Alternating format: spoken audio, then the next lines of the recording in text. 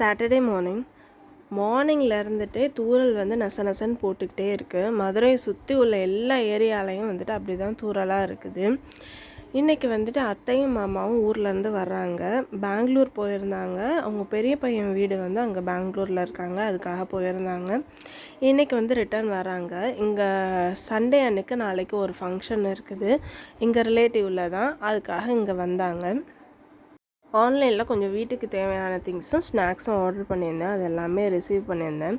என்னன்னு தெரியல, இப்போல்லாம் கொஞ்சம் ஸ்வீட்டுக்கும் சாக்லேட்ஸுக்கும் கிரேவிங்ஸாக இருக்குது.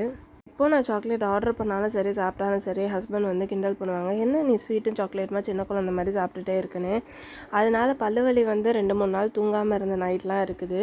என்ன தான் என்னை கிண்டல் பண்ணாலும் எனக்கு பிடிக்கும் அப்படின்றதுக்காக ஃபஸ்ட்டு அதை வாங்கிட்டு வந்து என்னைய அதுக்கு அடிமைப்படுத்துகிற ஆளே ஹஸ்பண்ட் மட்டும்தான்.